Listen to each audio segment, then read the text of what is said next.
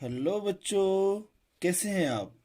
आज आपके लिए लेके आए हैं ओम का नियम, ओम्स लॉ।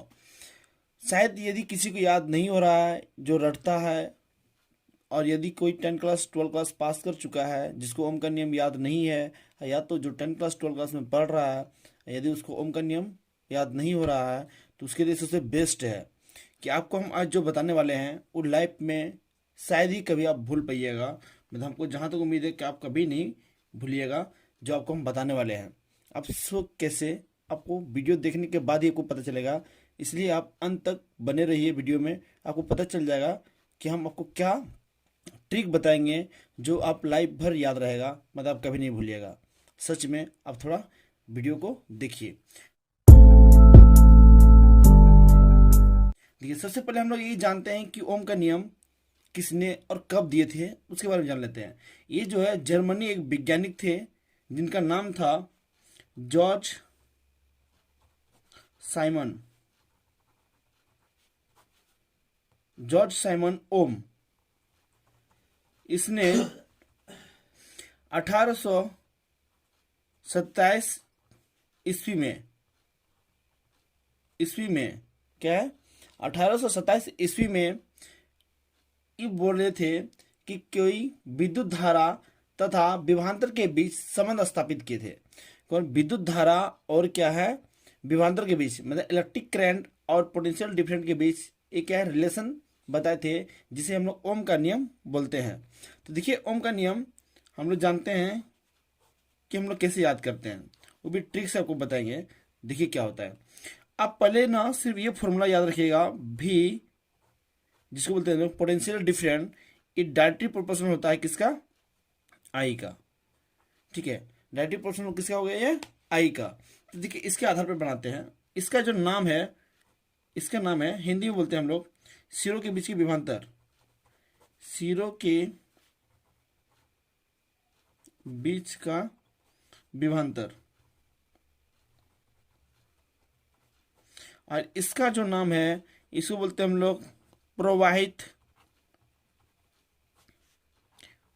विद्युत धारा। प्रवाहित विद्युत धारा, उसका नाम क्या है, प्रवाहित विद्युत धारा। तो देखिए आपको इसी के आधार पे बताते हैं कि ट्रिक से कैसे बनता है। उसका नाम क्या है, प्रवाहित विद्युत धारा।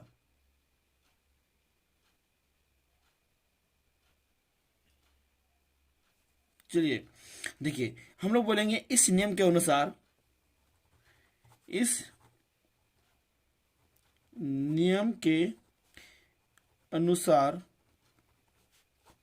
क्या, इस नियम के अनुसार किसी नियत ताप पर, तापमान नियत होना चाहिए, मतलब कांस्टेंट।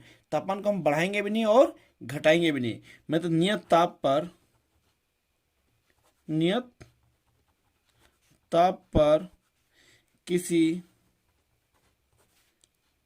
चालक पदार्थ से, किसी चालक पदार्थ से प्रवाहित विद्युत धारा, प्रवाहित विद्युत धारा चालक के सिरों के बीच का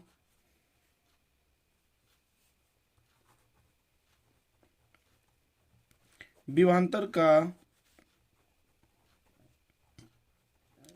समानुपाती होता है।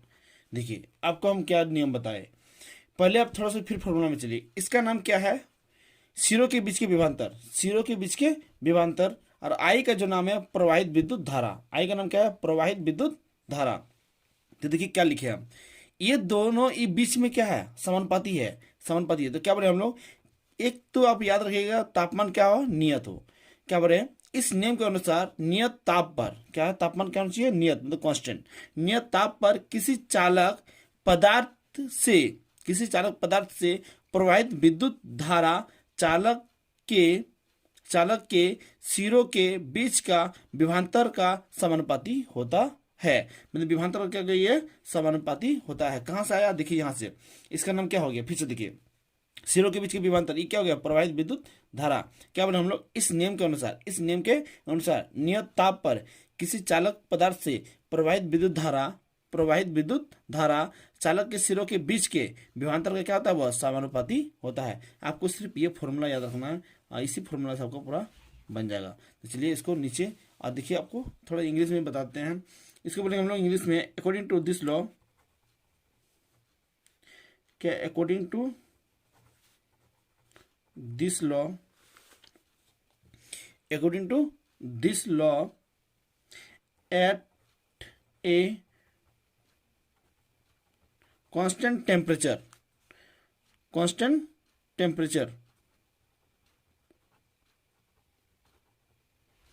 क्या होना चाहिए, constant temperature, the current through a conductor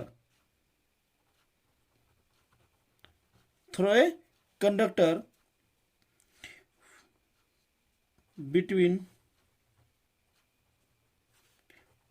2 point is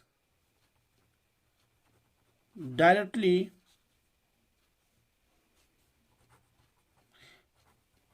proportional to the voltage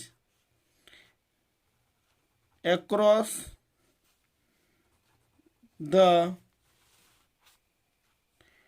2 point, फिर से देखिए, according to this law at a constant temperature the current through a conductor between 2 point is directly proportional to the voltage across the 2 point। आपको याद रखना है, सिर्फ आपको यहीं से याद रखना है कि ये क्या हो गया, पोटेंशियल डिफरेंट, ये क्या हो गया, इलेक्ट्रिक करंट। ये दोनों क्या है, एक दूसरे के डायरेक्टली प्रोपोर्शनल है। ठीक है, श्योर आपको यदि अच्छा लगा है तो वीडियो को लाइक, शेयर और सब्सक्राइब जरूर कीजिएगा।